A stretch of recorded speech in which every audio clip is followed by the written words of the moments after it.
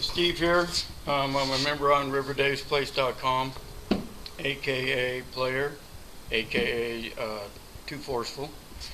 Doing a cut buff on this 1975 Schiada, and I wanted to show the way I do it. I'm sure this is completely wrong to everything McGuire says or any professional says or anything like that. The reason I do it the way I do it, I don't like to mess.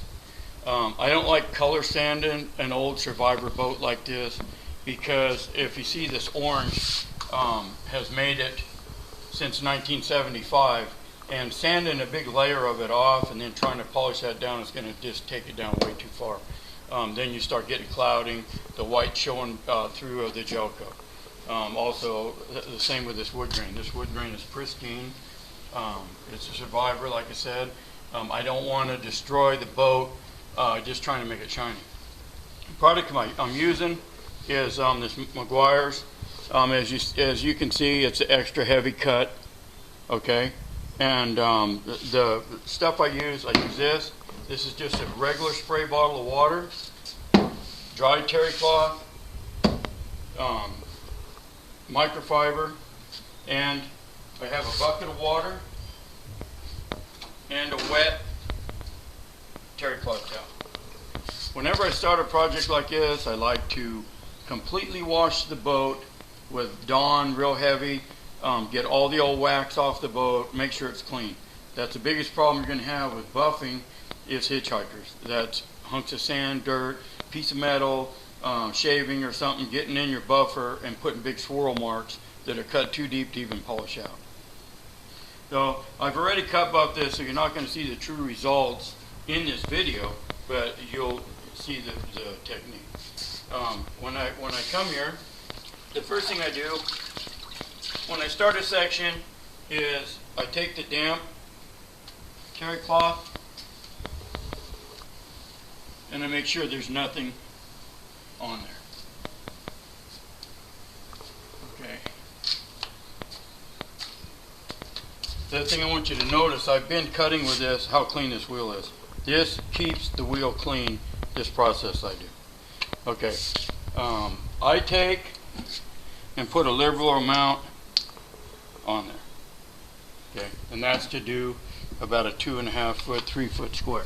I also have my chair because I'm going to be here for a minute. I take my spray bottle and just fog the area I'm going to buff.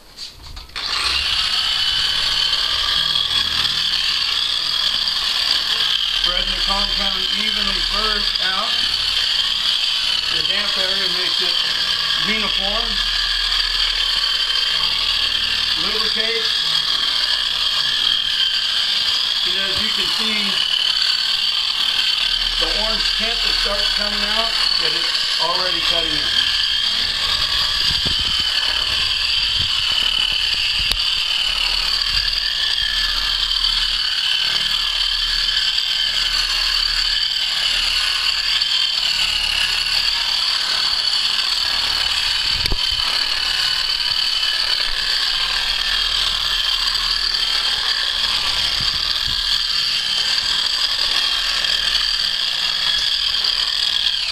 Now what's going to happen is, as you continue doing that, this is going to start drying.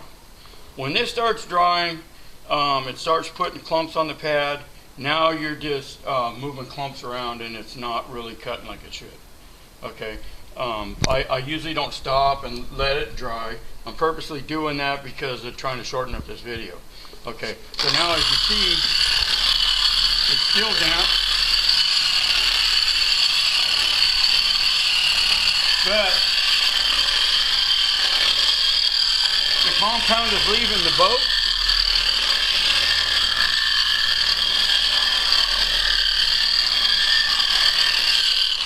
And going onto the pad. Okay, the white tint that you see on there is it's buffing the white. Okay, the problem with that is how are you going to clean the pad?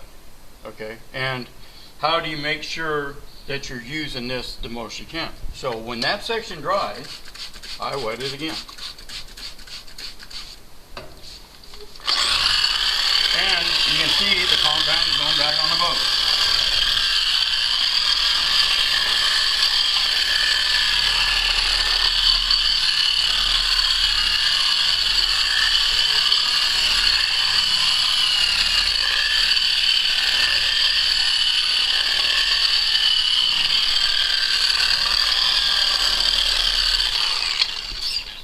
leaving the wheel back to clean. Okay, I would continue doing this for a way lot longer, maybe even wet it down 3 or 4 times. The way these polished crystals work, they start out sharp and they turned around. So you can actually feel it. It's like it turns into like real small marbles, if you will. There's no cut left to it. Okay, which this still has a lot of cut left. Okay, now I leave that on there, and this is what I'm saying, the ease of the cleanup.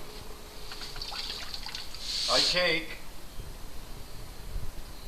the damp terry cloth and I scrub. It gets all the wax or compound buildup out of the cracks. It also helps to cut it. So now we got this section cleaned out.